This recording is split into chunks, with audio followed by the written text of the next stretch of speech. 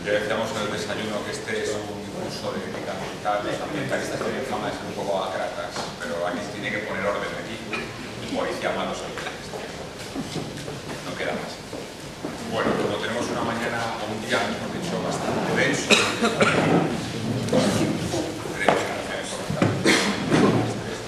vamos a arrancar entonces.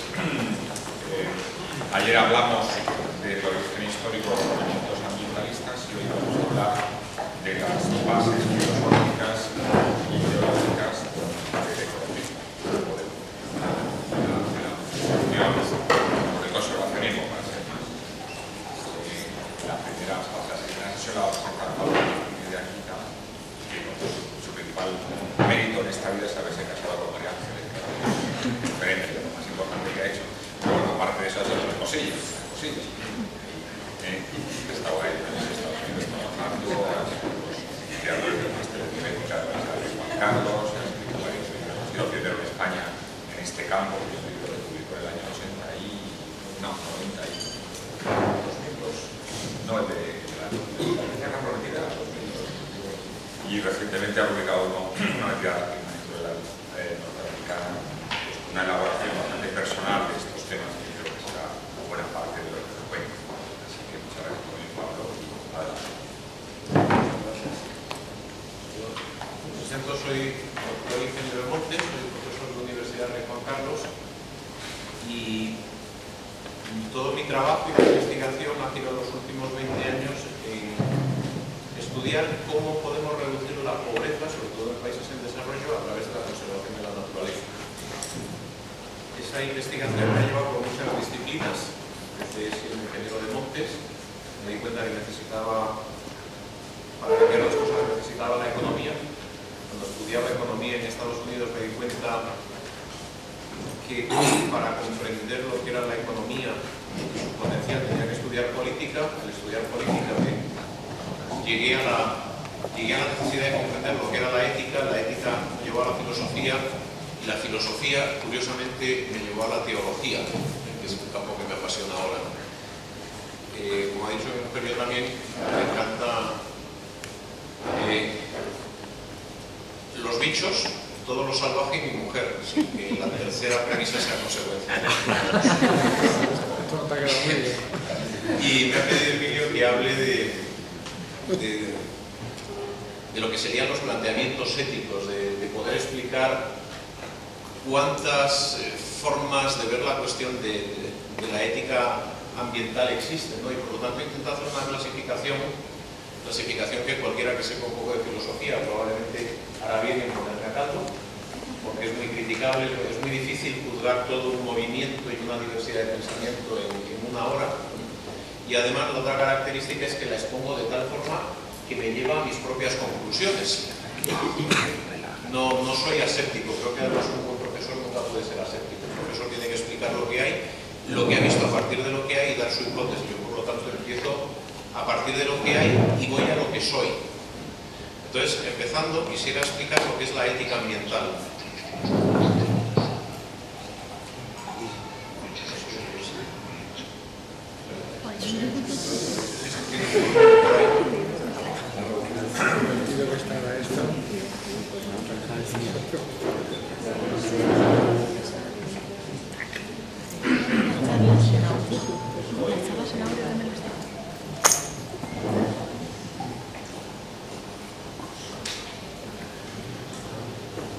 Bueno, yo lo que quería con esto era introducir, obviamente la ética ambiental es...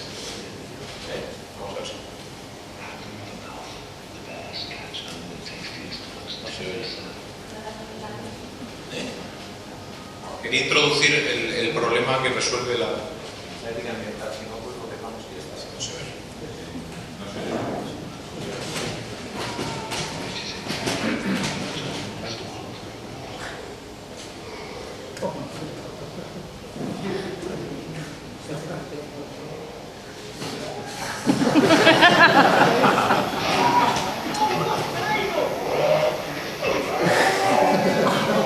John Western do the worst to bring you the best. Bueno, pues, a mí esto me parece que refleja bastante una de las cuestiones importantes de la ética ambiental, es de quién es el salmón, ¿no? Y la pregunta de qué es el salmón, pues es una pregunta compleja. Y espero dar algunas pautas para confundirles todavía un poco más, pero si se hacen una idea de quién y por qué es el salmón y empiezan a tener una cierta idea de esto, pues habremos podido avanzar algo, ¿no? Entonces, para poderlo avanzar, lo quiero hacer en 4 fases. Contar un poquito por qué surge este debate, las posiciones generales que ha habido en el debate, el antropocentrismo y el biocentrismo, lo que ha sido, digamos, una posición adicional que llamo solidaridad, ya explicaré por qué la pongo aparte, y creo que sería interesante, a raíz de estos movimientos o de estos pensamientos filosóficos, ver cuáles han sido los planteamientos de acción que se han hecho, ¿no? Y la riqueza de todos ellos, ¿no? Empezando por una visión histórica, la visión histórica, digamos, el debate fundamental sobre quién es más importante, si el hombre o la naturaleza, pues es un debate que realmente ya nace entre Aristóteles y Teofrasto en el 344 a.C., cuando trabajaban juntos estudiando biología marítima en la isla de Lesbos, que ya tenían su debate. Decía Aristóteles que si la naturaleza no hace nada imperfecto ni en vano, si no se ha hecho a nosotros, necesariamente ha producido todos estos seres a causa del hombre. Y Teofrasto pues tenía una visión diferente y decía que la naturaleza tiene su propia razón de ser, es autónoma respecto a la especie humana, aunque interrelacionada con ella. La principal finalidad de una planta no es producir alimento para los hombres o los animales. Es decir, estamos en un debate que tiene prácticamente 2.400 años de antigüedad, la relación hombre-naturaleza.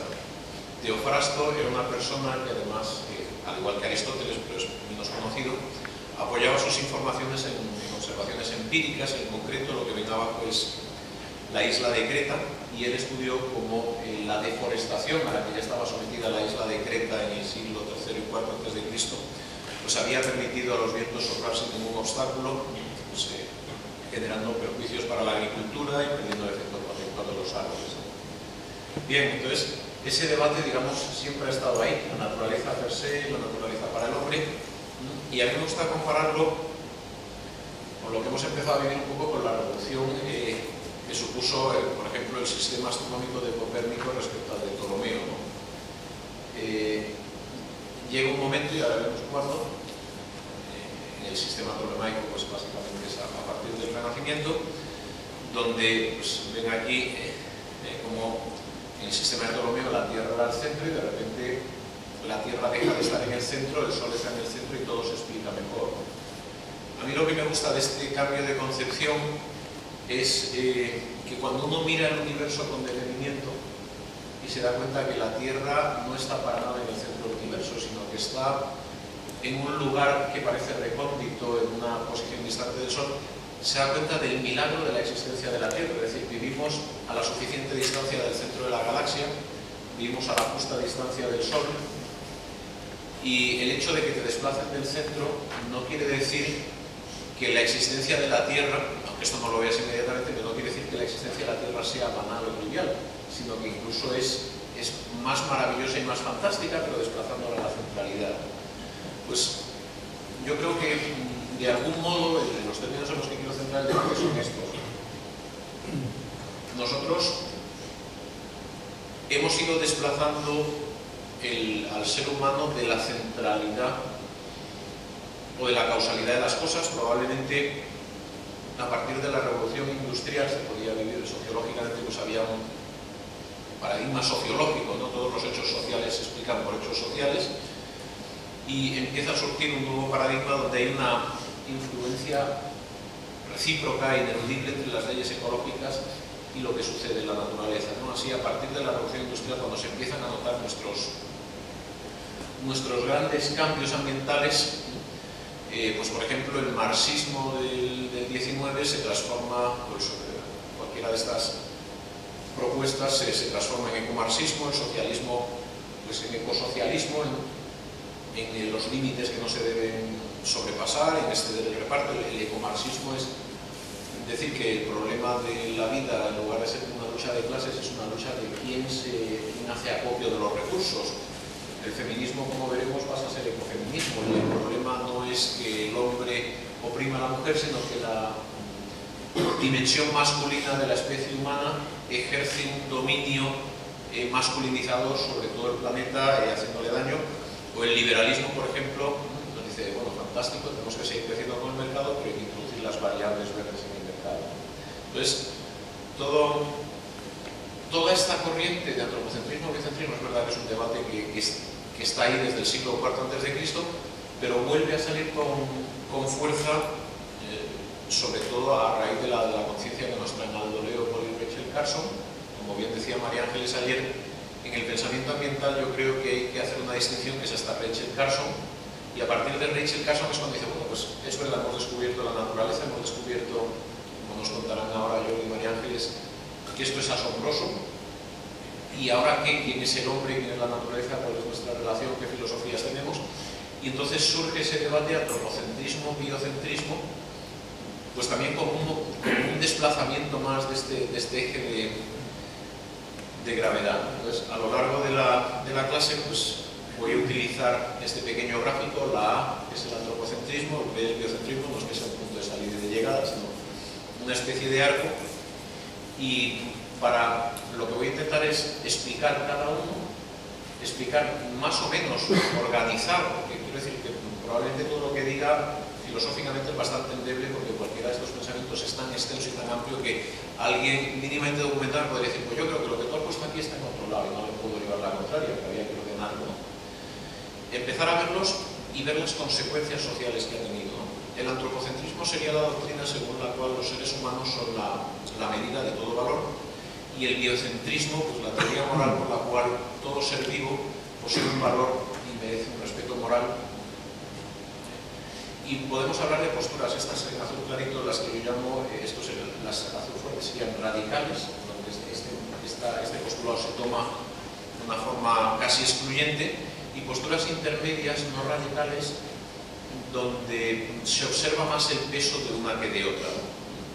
Entonces, empezando por estos antropocentrismos y biocentrismos, quizá por dar pinceladas de lo que sería el primer antropocentrismo, el ser humano es el centro y por lo tanto el mundo no humano, como decía Aristóteles, se interpreta en función de un valor instrumental, físico, estético, incluso espiritual, pero centrado en el ser humano. Por ejemplo, en el mundo de la economía, el análisis coste-beneficio, ¿no?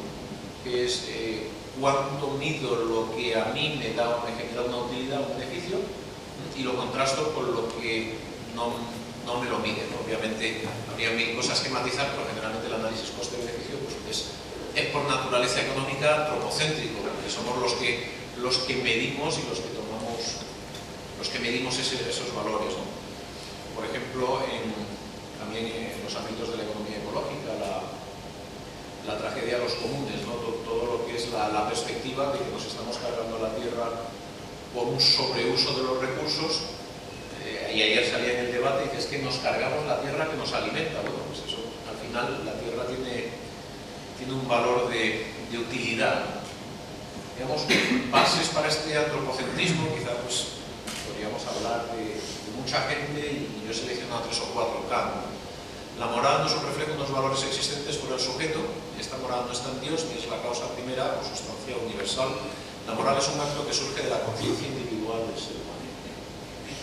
Aquí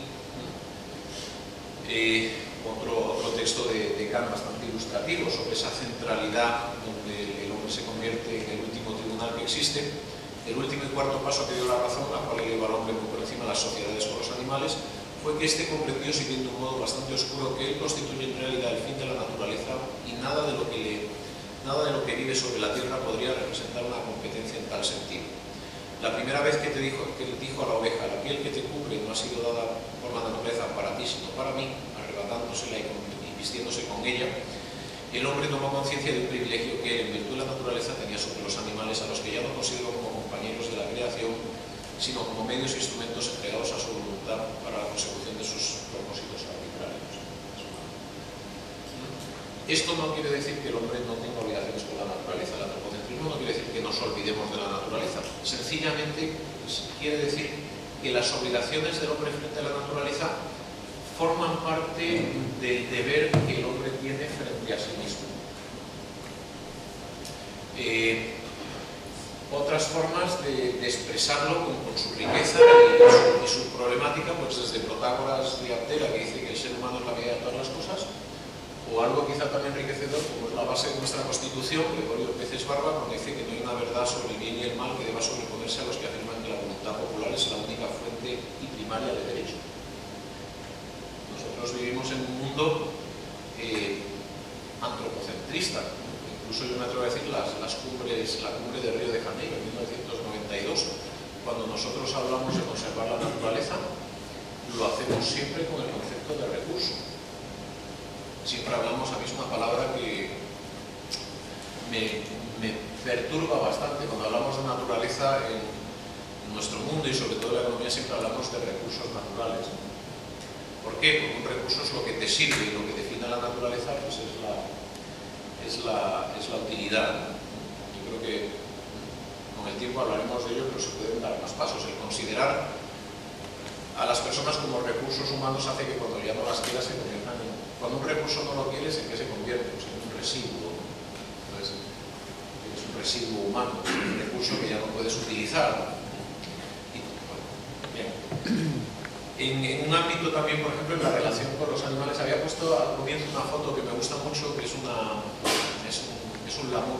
no sé qué foto era de un mono al comienzo, pero es un mono que parece que le está enseñando algo a su hijo, ¿no? Y a mí es una cosa que siempre me ha impresionado cómo de animales somos y cómo de humanos son los animales, ¿no?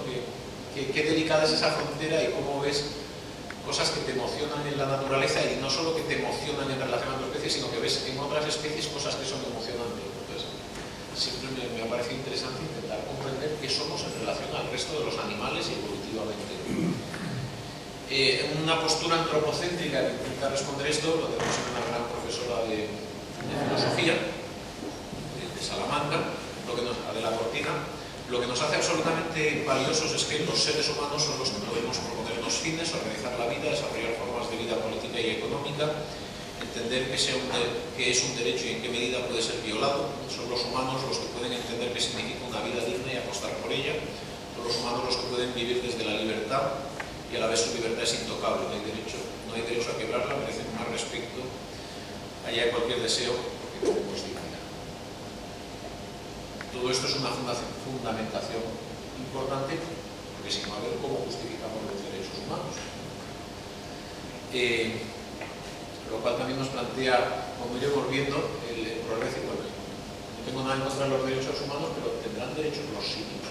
Y a lo mejor, como decía Emilio, para intentar comprender, dar respuestas si los gorilas tienen derechos, tenemos que replantearnos cosas sin necesidad de que sean falsas para nuestro humano.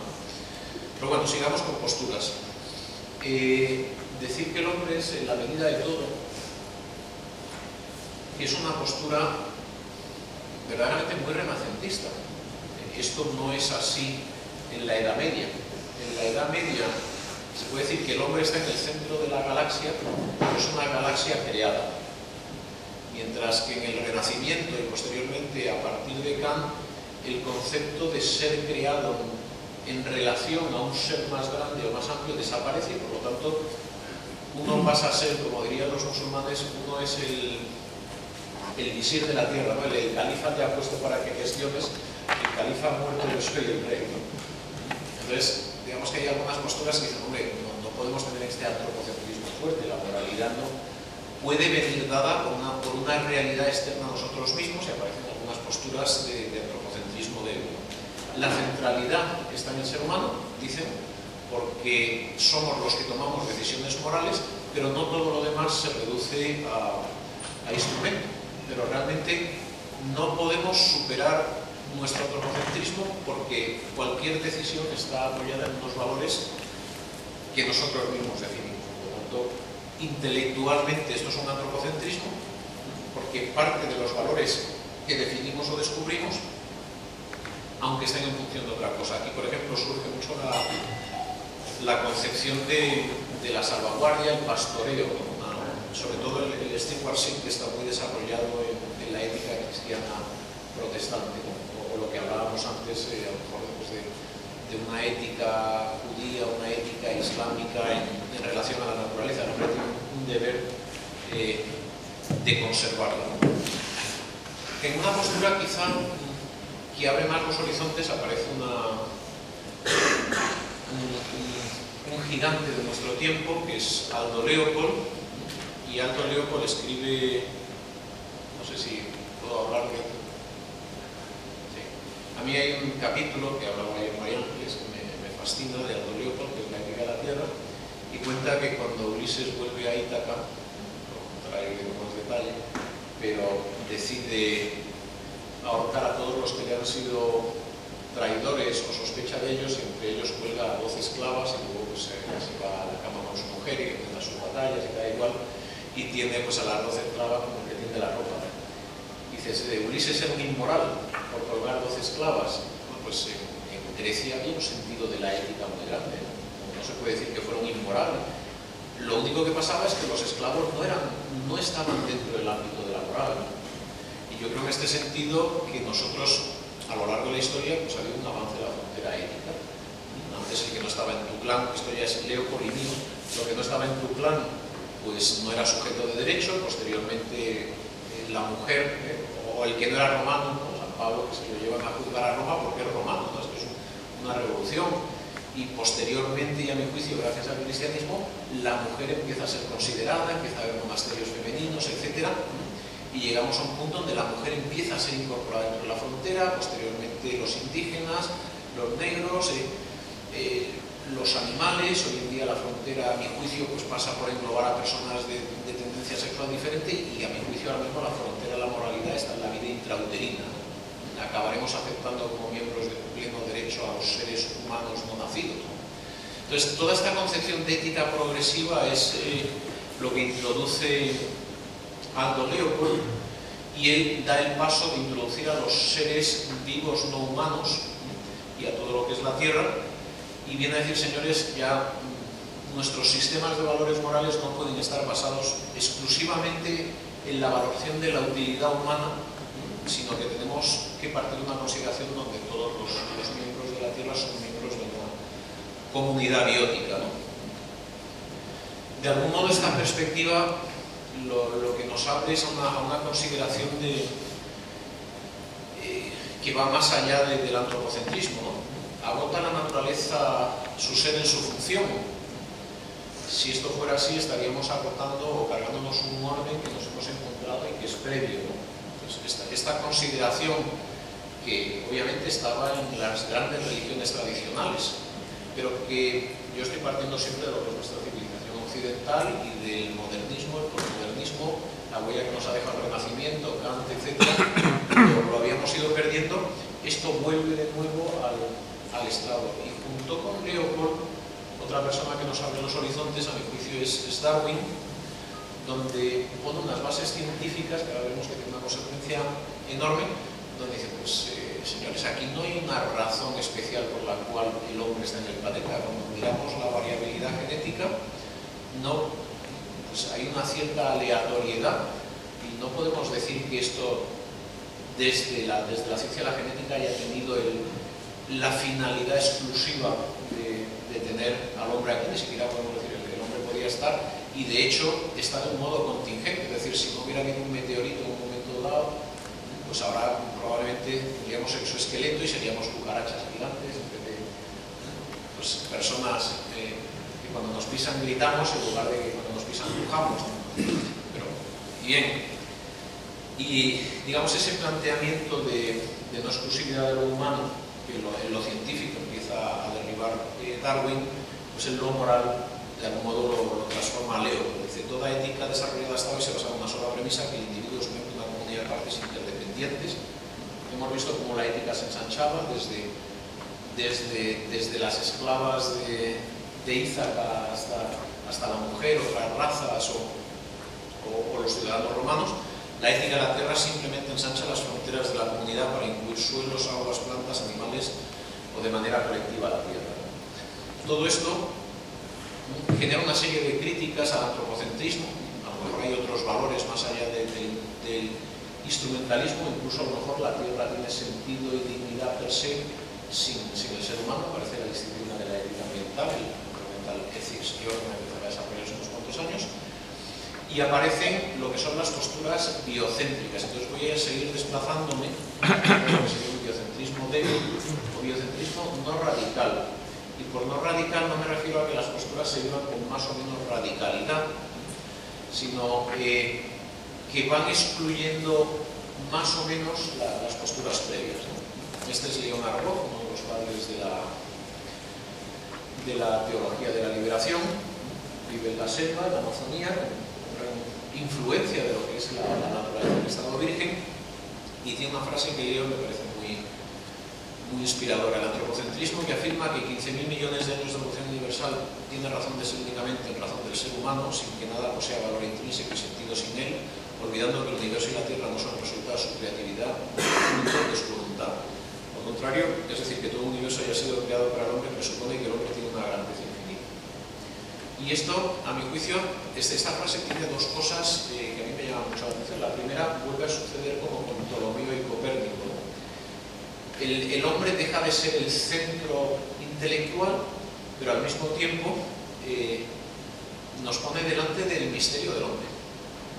Porque nosotros estamos, cuando miramos al sistema tolemaico, estamos en una tierra que es irrepetible, única. Cuando uno sale, hay un libro precioso que se llama Rare Earth, de Peter Ward, donde los científicos de la NASA empezaron a estudiar cómo de frecuente podía ser la vida, y se dieron cuenta que nuestra vida era verdaderamente singular, porque las condiciones que se tenían que dar para que hubiera vida inteligente en un planeta pues era prácticamente imposible en un universo muy grande, y imposible es una palabra muy fuerte. Pero al mismo tiempo dices, oye, estamos en un sitio maravilloso, no somos el centro, pero nuestra existencia presupone un reto, o supone un reto intelectual más. ¿Tendremos esa grandeza infinita a pesar de no estar en el eje de las cosas? Porque de algún modo somos la consciencia del universo, somos los únicos que somos capaces de percibir que el universo es bello, los únicos que podemos percibir o plantearnos una posible intencionalidad. Por lo cual, desplazándonos del centro, diciendo, no, el centro probablemente sea todo este proceso, pero el hombre es un misterio por explorar. Y entonces él da una definición de hombre, pero claro, dice, el ser humano es el último riesgo que la Tierra se atreve a asumir, el confiar el destino del planeta a la decisión humana. Esta es la respuesta que da sobre el misterio del hombre en relación a toda la creación. Sigue destacando una centralidad del hombre, pero realmente la centralidad viene dada por un proceso que es breve, un proceso creativo. Y dentro de todo esto, aquí está cuando suben las crecidas del Amazonas. Yo creo que tuve una conversión ecológica en el Amazonas cuando me quedé perdido en una canoa a 700 kilómetros del pueblo más cercano, rodeado de anacondas y cocodrilos. Te das cuenta de que eres muy pequeñito en este universo, que es un mundo precioso, bello, maravilloso, y que puede acabar contigo, y aún así lo quieres. Si alguien tiene la opción de pasarse 12 horas perdido en una canoa en la selva. Bien, y luego vemos que también, pues, dice, y esto nos lo estamos cargando, y la misma lógica que oprime a los países devastando veces, esto hay que superar. Bien, nos vamos acercando a posturas quizá más radicales, pero vuelvo a decir que la radicalidad, no me refiero a la contundencia de las afirmaciones, lo voy a definir como biocentrismos débiles, algunas cosas que alguien dice, pero esto es tremendamente radical, esto de poner una bomba para liberar animales, ¿cómo va a ser radical? Yo lo considero débil por esta posición filosófica, no por sus acciones o consecuencias, ¿no? Entonces,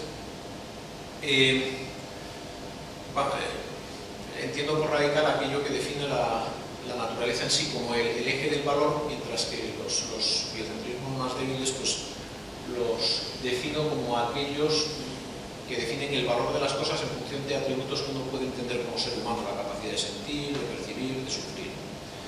Y dentro de estos biocentrismos que tienen una influencia grande y que generan movimientos que son radicales, a pesar de que yo no defino su pensamiento como radical, podría estar John Reagan, el padre del movimiento de liberación animal, donde empezamos a hablar de un nuevo concepto que no había surgido hasta ahora. En Boff, por ejemplo, no hablamos de aquí estamos hablando ya del igualitarismo, de que todas las especies somos iguales. Dice, como sujetos de una vida somos todos iguales porque todos estamos en el mundo, porque todos somos conscientes del mundo, somos iguales porque lo que nos sucede nos importa, porque no hay ni superior ni inferior, más alto o más bajo, todos somos moralmente lo mismo, todos somos moralmente iguales. Esto es una, digamos, una deconstrucción de todo este antropocentrismo, pero la pregunta sigue ahí, pero bueno, ¿qué es más importante, el pollo o mi madre? Entonces hay que dar un criterio de moralidad para anteponer los intereses del pollito o de la madre. Dice, bueno, pues el criterio no es pertenecer a una especie u otra, sino el tener intereses. Todo aquel que tiene una intensidad en la capacidad de experimentar una vida tiene un valor intrínseco porque está participando de la vida. Esto ya es un criterio radicalmente diferente, ¿no? Aquí está su libro Empty Cages, ¿no? Pues, si un animal tiene una capacidad de sentir y de sufrir, ¿cómo va a estar enjaulado? ¿No? Hay que liberarlo. Y un paso más allá, filosófico-intelectual, en el movimiento de liberación animal, lo da Peter Singer, australiano, un hombre polémico, porque en fin, no voy a entrar en todas sus cosas polémicas, voy a centrarme solo en lo que tiene que ver con la naturaleza. Habla del especismo, ¿no?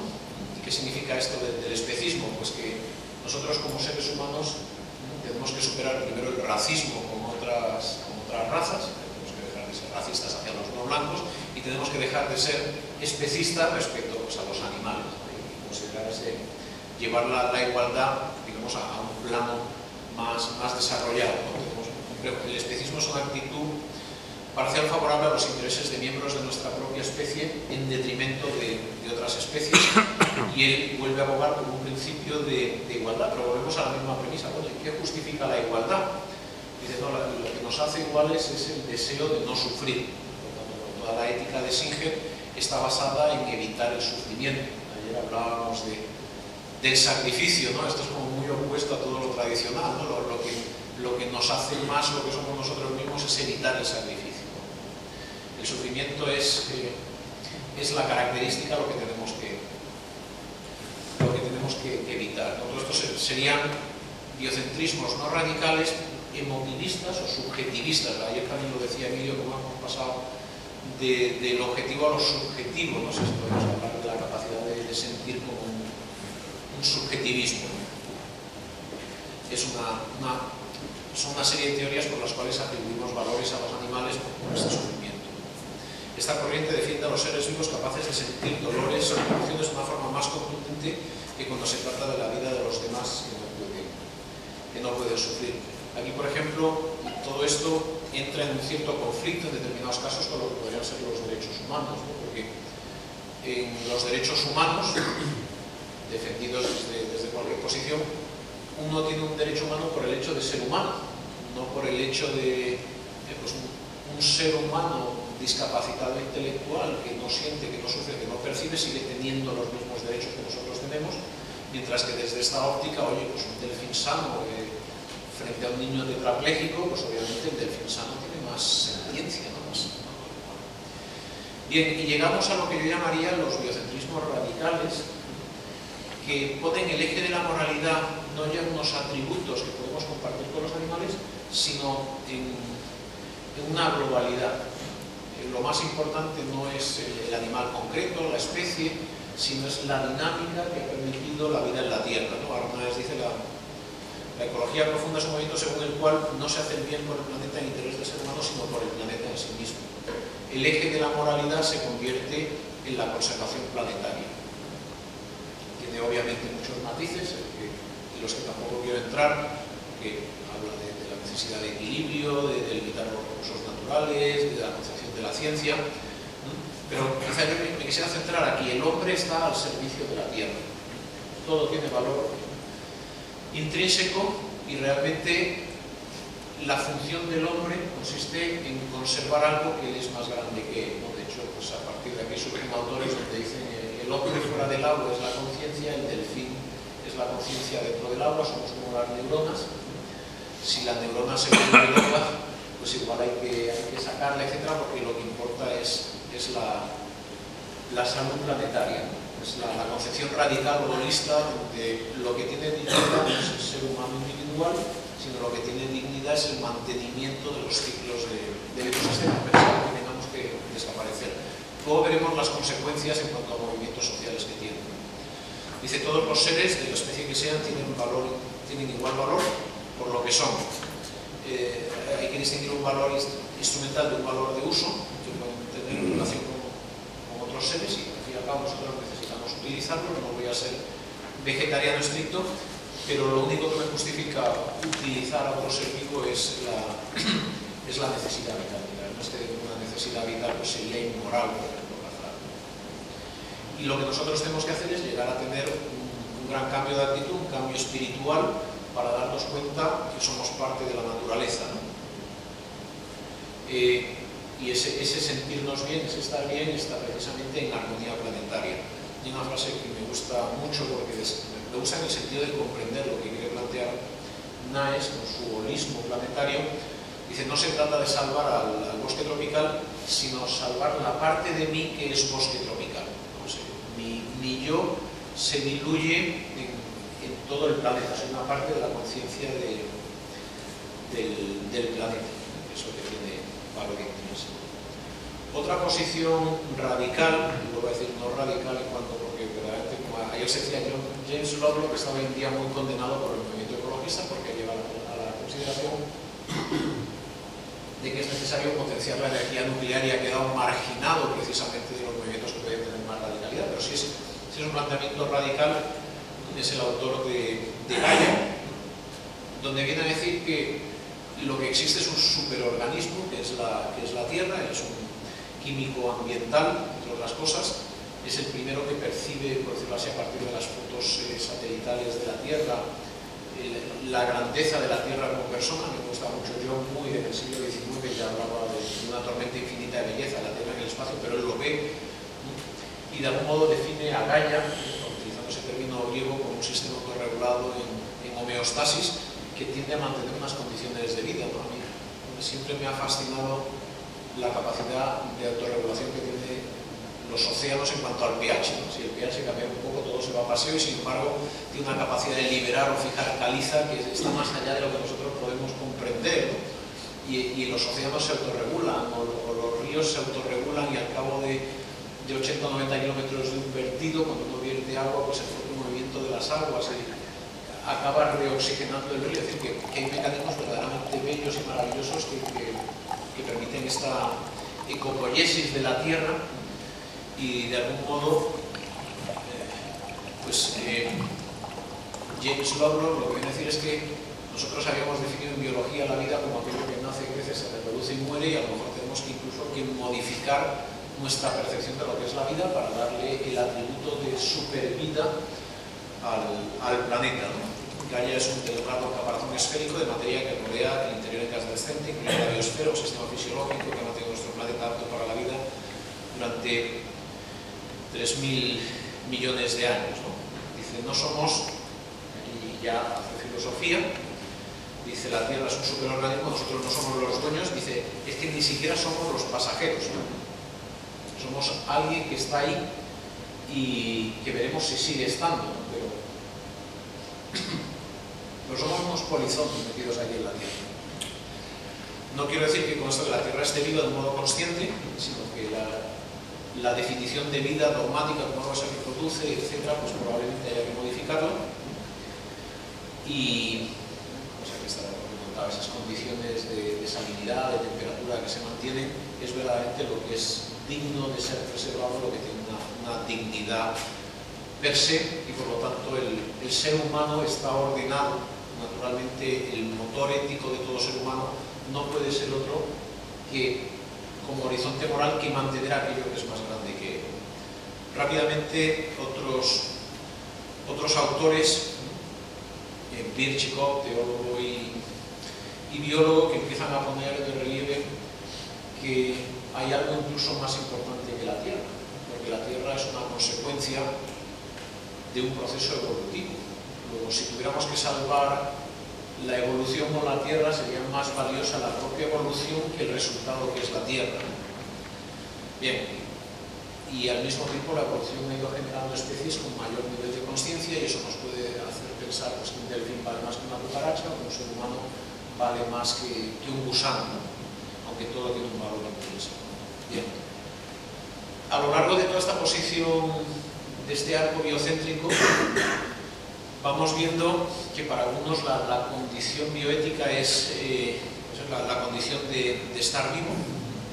Los seres humanos básicamente siguen teniendo un norte moral, son sujetos de obligaciones, pero no se ha cambiado el norte. Y todo esto a mí me lleva a una reflexión importante. Para el último biocentrismo, el más radical, el norte del ser humano, es decir, para qué estamos hechos, nuestro último deber moral es un deber moral de conservar el ecosistema. ¿Para qué está el hombre? Para que Gaia siga viviendo. Somos los guardianes de Gaia. Para el antropocentrismo, ¿para qué está Gaia? Pues Gaia está para que el hombre siga viviendo. Y esto nos lleva a una especie de posturas que tienen un cierto grado de irreconciliabilidad, no consigo decirlo bien, ¿no? Porque el hombre está hecho para la naturaleza, pero el biocentrismo no te cuenta para qué está hecho el planeta. Y en el antropocentrismo, el planeta está hecho para el hombre, pero no te cuenta para qué está hecho el hombre. Y yo creo que esta ruptura, en el fondo, es una ruptura que procede del Renacimiento, que procede incluso de la pérdida del sentido de creación que hemos visto en Kant. Y por lo tanto yo planteo, esta es mi hipótesis, planteo la solidaridad no como parte de este arco, sino como una respuesta global. Si para un antropocentrista el mundo tiene sentido para el hombre, pero ¿y para qué está el hombre? Pues no lo sabe. Y para un biocentrista el hombre está hecho para el mundo, pero no sabe para qué está hecho el mundo, probablemente necesitemos una dimensión superior que nos dé una respuesta, que al antropocéntrico le diga, oye, pero el hombre está hecho para esto, y al biocéntrico le diga, el mundo está hecho para esto. Pero claro, para eso necesitamos trascender esta dicotomía y buscar una razón trascendente. Y ahí la importancia, a mi juicio, que tienen las religiones, porque solo en el ámbito religioso, a mi juicio, podemos buscar una unicidad de respuesta, podemos buscar un algo que nos responda a la necesidad de significado común para el hombre y para el resto del planeta. Pues si no, nos quedamos al paso de decir, bueno, ¿y qué me une a mí? Porque en el biocentrismo yo, de algún modo, anulo incluso mi derecho humano en determinados momentos, y desde el antropocentrismo yo me olvido de algo que me es previo. En el mundo de la ética ambiental básicamente se habla de una especie de liberación del antropocentrismo al biocentrismo, aparte de todo este compendio que les he dado, digamos, lo que se estudia. Yo tengo una hipótesis diferente. Yo creo que el pensamiento ambiental pues ha ido pasando de Paul Ehrlich y la bomba demográfica, somos muchos y nos vamos a morir, y de una visión antropocéntrica, tenemos que evitar la crisis, a una visión más igualitarista. Pero cuando empezamos a estudiar todos los autores biocéntricos pues hablan de que el eje de la moral está primero en los deseos, luego la capacidad de sentir, en la experiencia y evolución, como hemos visto en Birchikov, en la propia tierra, como hemos visto en Naes, en otros autores como Harlow, en la armonía y la paz, o incluso en la belleza como testimonio de esa integridad, como diría Leopold, ¿no? Es bueno todo aquello que preserva la integridad, mantenimiento y belleza de la comunidad biótica. Yo creo que hay un concepto todavía más grande, que es el concepto de integridad, de mantener la integridad, pero esa integridad, a mi juicio, tiene que venir definida por un acto externo, por eso lo llamo creación, porque el hombre no crea, recrea o cría, tiene que venir dado por una fuente superior a él. Entonces mi hipótesis es que la plasmación de una filosofía donde toda la conservación de la naturaleza vuelva a recuperar una tradición incluso previa al Renacimiento, una tradición que nosotros probablemente perdimos con la extinción de los monasterios y que otras culturas, como pudimos ver ayer, las han mantenido, es la cultura de la solidaridad. Y yo creo que no se puede ser solidario sin tener una visión teocéntrica. Esto es un postulado muy fuerte que voy a intentar justificar, que sé que es muy fuerte. Que entiendo que es las tres virtudes de la solidaridad, es que tiene que ser objetivo. Esto no es tolerancia. Si yo te tolero, pero no comparto algo profundo contigo, ¿no? Yo puedo tolerar el azúcar si soy diabético hasta cierto punto, ¿no? Pero a mí la tolerancia es una virtud que me encanta, ¿no? Pero a mí no me gusta decir de mí mismo que soy un tío que tolera a los negros, ¿no? Que menos, ¿no? Será un tío que comparte destino con los negros, ¿no? O sea, la solidaridad es más que tolerancia. ¿Por qué? Porque reconozco una realidad común previa, y esto es lo importante, y dada yo reconozco que hay algo que me es dado, y por lo tanto yo soy algo que me hace, al igual que el resto de la creación, pero eso presupone que para que yo comparta destino con alguien en el sentido ontológico, tengo que tener un punto de partida común, y ese punto de partida no soy yo. Por eso no pretendo de aquí dar un salto, un triple mortal a que hacer esta moral, pero necesito una realidad absolutamente externa a todo lo físico para poder justificar una unidad de destino que no me la dé yo mismo. Si esto es así, entonces yo me doy cuenta que yo necesito al otro, pero lo necesito no por ser bueno, generoso, cualquier virtud moral o moralista, sino porque para comprenderme yo necesito la participación de otro que me comprende. Entonces, para comprender al mundo yo necesito las tribus indígenas, del mismo modo que las tribus indígenas me necesitan a mí. Es necesaria la participación porque para comprender la globalidad del destino en el que estamos inmersos, necesito ver el mundo desde todos los ojos, desde los míos y desde los cocodrilos. Entonces, la solidaridad tiene su primera exigencia, es la participación para comprender la realidad. Y para que esto sea real hay que reconocer una unidad de destino. No se puede ser solidario a menos de que haya un lugar al que todos vamos juntos y que ese lugar sea dado.